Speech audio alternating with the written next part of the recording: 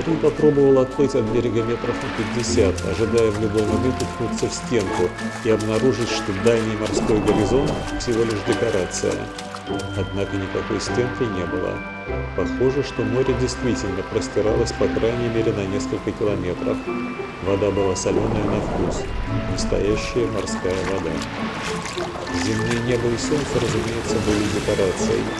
Чисто зрительно казалось, что облака проплывают над головой на высоте нескольких километров, но это вполне могла быть голограмма на потолке в нескольких метрах над ним.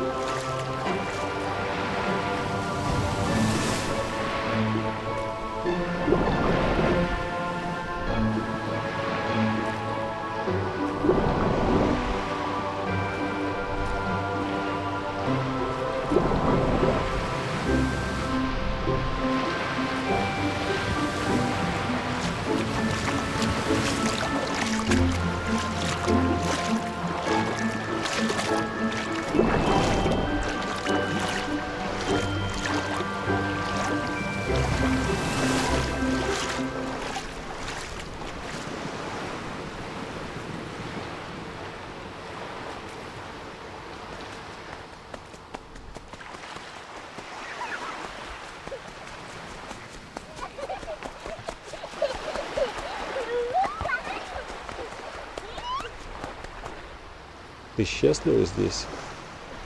Трудно сказать. Повелитель Марса очень балует нас с Настеной. На Земле мы никогда бы не могли жить так роскошно. Он построил для нас в недрах Марса это море, этот сад и этот дворец. Говорит, что ему это ничего не стоит. Его роботы постоянно создают еще более крупные сооружения. Он все время делает для Настены новые игрушки. Далеко не заплывай. Ладно!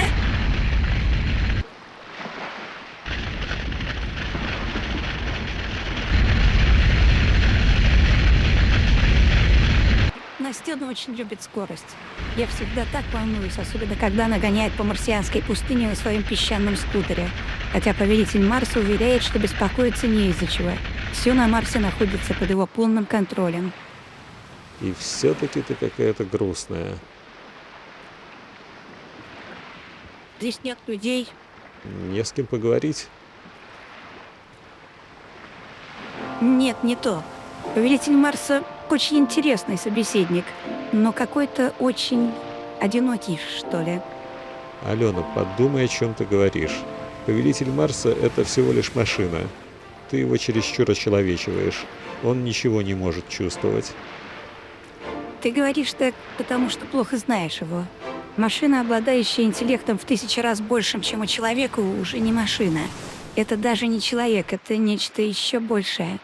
Этот больше похоже на целое человеческое общество. Он обладает любознательностью, и ему явно не хватает контакта с другой цивилизацией. Ему надоело вариться в собственном соку, в этой бессмысленной бесконечной войне роботов друг с другом.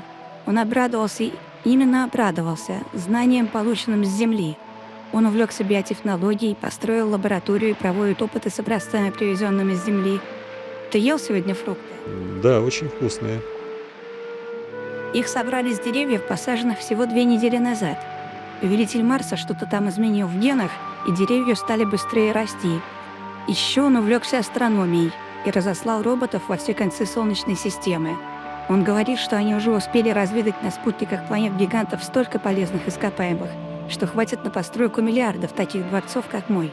Кстати, ты еще не осмотрел мой дворец? Наконец-то у меня появилась возможность похвастаться своими богатствами.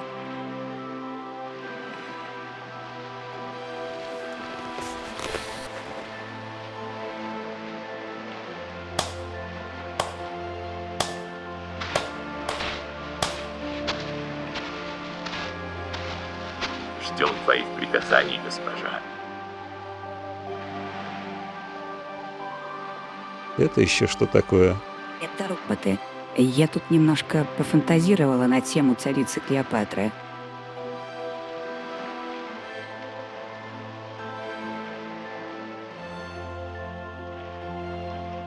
во дворец.